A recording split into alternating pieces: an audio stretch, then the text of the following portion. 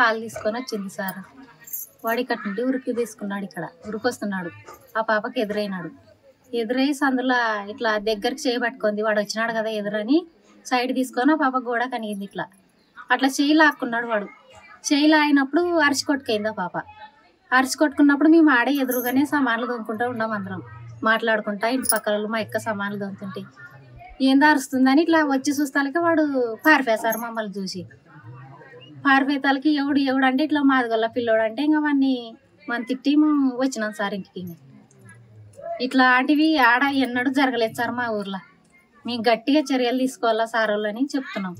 నా పాప స్కూల్కి పోయి వచ్చింది. వాళ్ళ అమ్మ వాళ్ళ నాయన హాస్పిటల్ పోయినారు. పాలు లేనికి పోయింది. పాలు తీసుకొని వస్తుంటే వాడు ఎదురొచ్చి చేయబట్టి ఇగ్గినాడన్న. అరిచింది. అరిసే లోపల మేము వచ్చే లోపల ఇడిచిపెట్టి పారిపోయినాడు. పల్లెటూరులోనే ఇటువంటిది ఎప్పుడు జరగలేదు. ఈ జరిగిన కూడా ఇంకెప్పుడు జరగకూడదు అని చర్యలు తీసుకోవాలని చెప్తున్నాం సార్. మరిన్ని వీడియోస్ కోసం ఛానల్ ని సబ్స్క్రైబ్ చేయండి. లేటెస్ట్ అప్డేట్స్ కోసం వాట్సాప్ ఛానల్ ని ఫాలో అవ్వండి. ఆ లింక్ డిస్క్రిప్షన్ లో ఉంది.